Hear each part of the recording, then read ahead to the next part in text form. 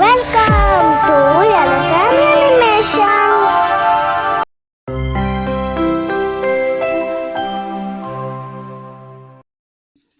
ಒಮ್ಮೆ ಒಬ್ಬ ತರುಣ ರಾಜನಾದ. ಅವನು ಆಡಳಿತಕ್ಕೆ ಬೇಕಾದಂತಹ ಜ್ಞಾನವನ್ನ ಪಡಿತಾ ಇದ್ದ. ಬೇಟೆಯಲ್ಲೂ ತಾನು ನಿಪುಣನಾಗಬೇಕು ಅನ್ನೋದು ಅವನ ಆಸೆಯಾಗಿತ್ತು. ಅದಕ್ಕಾಗಿ ಅವನು ಪರಿಣಿತನಾದ ಬೇಟೆಗಾರನಿಂದ ತರಬೇತಿಯನ್ನ ಪಡಿತಾ ಇದ್ದ. ಒಂದು ತಿಂಗಳು ತರಬೇತಿಯ ನಂತರ ಬೇಟೆಗಾಗಿ ಆತ ಪರಿವಾರದೊಡನೆ ಕಾಡಿಗೆ ಹೋದ. ಅವರಿಗೋಸ್ಕರ ಒಂದು ಪುಟ್ಟ ಬಯಲಿನಲ್ಲಿ ಮರದ ಅಟ್ಟಣಿಗೆಯನ್ನು ಕಟ್ಟಿದ್ರು. ಆತ ಅದ್ರ ಮೇಲೆ ತನ್ನ ಬಿಲ್ಲು ಬಾಣಗಳೊಂದಿಗೆ ಸಜ್ಜಾಗಿ ನಿಂತ್ಕೊಂಡ. ಇವನ ಪರಿವಾರದವರು ಸುತ್ತಲಿನ ಕಾಡಿನಲ್ಲಿ ಎಲ್ಲಾ ಕಡೆ ಹರಡಿ ಗದ್ದಲವನ್ನ ಎಬ್ಬಿಸಿದ್ರು. ಆಗ ಗಾಬರಿಯಾಗಿ ಬಯಲಿಗೆ ನುಗ್ಗಿದ ಪ್ರಾಣಿಗಳನ್ನ ರಾಜ ಹೊಡಿಲಿ ಅನ್ನೋದು ಅವ್ರ ಯೋಜನೆಯಾಗಿತ್ತು. ಇದರಂತೆ ಕೆಲವು ಕ್ಷಣಗಳ ನಂತರ ತಮಟೆ ಕಹಳೆಗಳ ಶಬ್ದ ಜನರ ಕುಗುವಿಕೆ ಕಳಿಸಿತು. ಮರುಕ್ಷಣ ಒಂದು ಪುಟ್ಟ ಮೊಲ ಕುಪ್ಪಳಿಸ್ತಾ ಆತನ ಮುಂದೆ ಬಂದು ನಿಂತಿತು. ಈತನನ್ನ ಕಂಡು ಗಾಬರಿಯಾದ ಮೊಲ ಕಂಗಾಲಾಗಿ ನಿಂತೇ ಬಿಡ್ತು. ರಾಜ ಬಿಲ್ಲಿಗೆ ಬಾಣ ಹೂಡಿದ. ಹೀಗೆ ಎದುರಿಗೆ ನಿಂತ ಮೊಲವನ್ನ ಹೊಡೆಯುವುದು ಯಾರಿಗಾದ್ರೂ ಸುಲಭ. ಇನ್ನೇನು ಬಾಣ ಬಿಡಬೇಕೆನ್ನುವಷ್ಟರಲ್ಲಿ ಅಲ್ಲಿಗೊಂದು ತೋಳ ಓಡ್ ಬಂತು. ರಾಜ ಅಂದ್ಕೊಂಡ, ಈ ಮೊಲವನ್ನು ಹೊಡೆಯುವುದೇ ಅಂತ ಬೇಟೆ. ತೋಳವನ್ನು ಹೊಡೆದರೆ ಅದ್ರ ಚರ್ಮಕ್ಕೆ ಬೇಕಾದಷ್ಟು ಬೆಲೆ ಇದೆ, ಅದನ್ನೇ ಹೊಡೆಯುತ್ತೇನೆ ಅಂತ ಹೇಳಿ ಗುರಿಯನ್ನ ಬದಲಾಯಿಸ್ದ. ಅಷ್ಟರಲ್ಲಿ ಒಂದು ಜಿಂಕೆ ಹಾರು ಬಂತು. ಅದೇನದ ರೂಪ, ಅದೇನ್ ಚಂದ, ಮೈಮೇಲೆ ಬಂಗಾರದ ಚುಕ್ಕಿಗಳು. ಇಷ್ಟು ಚಂದದ ಜಿಂಕೆಯನ್ನು ಹೊಡೆಯಲೇಬೇಕು, ಅದರ ಚರ್ಮವನ್ನ ತನ್ನ ಸಿಂಹಾಸನದ ಮೇಲೆ ಹಾಕೊಳ್ಬೇಕು ಅಂತ ತೀರ್ಮಾನ ಮಾಡಿ ಆ ದಿಕ್ಕಿಗೆ ಬಿಲ್ಲನ್ನ ಹೊರಳಿಸ್ದ. ಆಗ ತಲೆ ಮೇಲೆ ಶಿಳ್ಳೆ ಹೊಡೆದಂತ ಶಬ್ದವಾಯ್ತು. ತಲೆ ಎತ್ತಿ ನೋಡಿದ್ರೆ ಒಂದು ಭಾರಿ ಗರುಡ ಹಾರಾಡ್ತಾ ಇದೆ.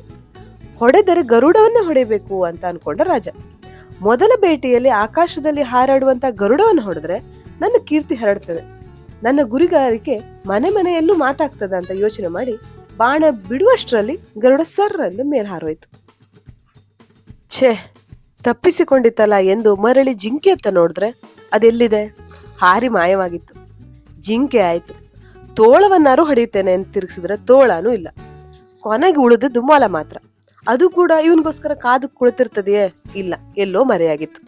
ರಾಜನಿಗೆ ಅಸಾಧ್ಯವಾಗಿ ಕೋಪ ಬಂತು. ಒಂದು ಪ್ರಾಣಿಯು ಅವನ ಗುರಿ ಸಿಗ್ಲಿಲ್ಲ. ರಾಜ ಪರಿವಾರದವ್ರನ್ನೆಲ್ಲ ಕರೆದು ಚೆನ್ನಾಗಿ ಬೈದ್ಬಿಟ್ಟ. ಅವ್ರ ನಿರ್ಲಕ್ಷ್ಯದಿಂದಲೇ ಬೇಟೆಯ ಅವಕಾಶ ತಪ್ಪೋಯ್ತು ಅಂತ ದೂರ್ದ. ತನ್ನ ಮೊದಲನೇ ಬೇಟೆಯ ಕಾರ್ಯಕ್ರಮ ವಿಫಲವಾದದ್ದು ಎಂತಹ ಬೇಜಾರು ಅಂತ ಹೇಳಿ ಜನರನ್ನ ದೂಷಿಸಿದ. ಎಲ್ಲರೂ ಅರಮನೆಗೆ ಹೊರಟೋದ್ರು. ಮೇಲ್ನೋಟಕ್ಕೆ ಇದೊಂದು ತುಂಬಾ ಸರಳವಾದ ಕತೆ. ನಾವು ರಾಜನ ಹಾಗೆ ಜೀವನದ ಪ್ರತಿ ಕ್ಷಣ ಅವಕಾಶಗಳ ಬೇಟೆ ಮಾಡ್ತಾ ಇರ್ತೇವೆ. ಯಶಸ್ಸು ಸಿಗದೇ ಇದ್ರೆ ಜೊತೆಯವರನ್ನ ನಿಂದನೆ ಮಾಡೋದು. ಕಥೆಯಲ್ಲಿಯ ಕಾಡು ನಮ್ಮ ಪ್ರಾಪಂಚಿಕ ಜಗತ್ತು. ಅದು ನಾವು ಅವಕಾಶಗಳನ್ನ ಹುಡ್ಕೊಂಡು ಹೋಗುವುದು ರಾಜ ಬೇಟೆ ಹೋದ ಹಾಗೆ. ರಾಜನ ಪರಿವಾರದಂತೆ ನಮ್ಮ ಮನೆಯವರು, ಜೊತೆಗೆ ಕೆಲಸ ಮಾಡುವವರು, ಸ್ನೇಹಿತರು ನಮ್ಮೊಡನಿರ್ತಾರೆ, ಸಹಕಾರವನ್ನು ಕೊಡ್ತಾರೆ. ರಾಜನಿಗೆ ಮೊದಲು ದೊರೆತಿದ್ದು ಮೊಲ. ಅದು ಅವನಿಗೆ ಅತ್ಯಂತ ಸುಲಭದ ತುತ್ತಾಗಿತ್ತು. ನಮಗೂ ಕೆಲವು ಬಾರಿ ಸುಲಭವಾದ ಸಾಧಿಸಬಹುದಾದ ಗುರಿಗಳು ದೊರೆಯುತ್ತವೆ. ರಾಜ ಅದನ್ನೇ ಗುರಿಯಾಗಿಟ್ಟಿದ್ರೆ ಬೇಟೆ ಸ್ವಲ್ಪ ಮಟ್ಟಿಗಾದ್ರೂ ಯಶಸ್ಸಾಗ್ತಿತ್ತು. ಆದ್ರೆ ತೋಳ ಬಂದೊಡನೆ ಅವನ ಮನಸ್ಸು ಬದಲಾಗೋಯ್ತು. ಈಗ ಬರೀ ಬೇಟೆಗಿಂತ ತೋಳದ ಚರ್ಮದ ಮೇಲೆ ಗಮನ ಬಂತು. ನಾವು ಹಾಗೆ ಹಣದಾಸೆ ಬಂದಾಗ ಮನಸ್ಸು ವಿಚಲಿತವಾಗಿ ಆ ಕಡೆ ಹೋಗ್ತದೆ. ನಂತರ ಬಂದದ ಸುಂದರವಾದ ಜಿಂಕೆ ಅದರ ಬಾಹ್ಯ ಸೌಂದರ್ಯ ಹಣದಾಸೆಯನ್ನು ಕೂಡ ಮರೆಸಿಬಿಟ್ಟು ಸೌಂದರ್ಯದ ಸೆಳೆತಕ್ಕೆ ದಿಕ್ಕು ತಿರುಗಿಸಿತು. ಕೊನೆಗೆ ಬಂದದ್ದು ಗರುಡ. ಈಗ ರಾಜನ ಮನಸ್ಸನ್ನ ತಿರುಗಿಸಿದ್ದು ಹಣ ಅಲ್ಲ, ಸೌಂದರ್ಯನೂ ಅಲ್ಲ, ಖ್ಯಾತಿಯ ಮನ್ನಣೆ ದಾಹ. ಅವನಿಗೀಗ ಜನರ ಮನ್ನಣೆ ಮೆಚ್ಚುಗೆ ಮುಖ್ಯ ಆಗಿತ್ತು. ಮನುಷ್ಯನ ಒಳಗೆ ಅಭದ್ರತೆ ಹೆಚ್ಚಾದಷ್ಟು ಹೊರಗಿನ ಮನ್ನಣೆಗೆ ಆತ ಬಾಯ್ಬಿಡ್ತಾನೆ. ಇದೊಂದು ರೋಗನೇ ಸರಿ. ರಾಜ ಎಲ್ಲವನ್ನ ಪಡೆಯಲು ಹೋಗಿ ಎಲ್ಲವನ್ನ ಕಳ್ಕೊಂಡು ನಾವು ಹಣ, ಸೌಂದರ್ಯ ಮತ್ತು ಮನ್ನಣೆ ಬೆನ್ನಡ್ತಾ ಹೋದ್ರೆ ಯಾವುದೂ ಸಿಗದೆ ವಾಪಸ್ ಬರ್ಬೇಕಾಗತ್ತೆ. ಆಗ ಜೊತೆಗಿದ್ದವರನ್ನ, ಸಮಾಜವನ್ನ ದೂಷಣೆ ಮಾಡ್ತೇವೆ. ಹಾಗಾದ್ರೆ ಜೀವನದಲ್ಲಿ ಯಾವುದಕ್ಕೂ ಪ್ರಯತ್ನ ಪಡಲೇಬಾರದಾ? ಹಾಗಲ್ಲ. ಮೊದಲು ಸಣ್ಣ ಗುರಿಗಳನ್ನ ಸಾಧಿಸಿದ ನಂತರ ದೊಡ್ಡ ಗುರಿಯಡೆಗೆ ಪ್ರಯತ್ನ ಮಾಡಬೇಕು.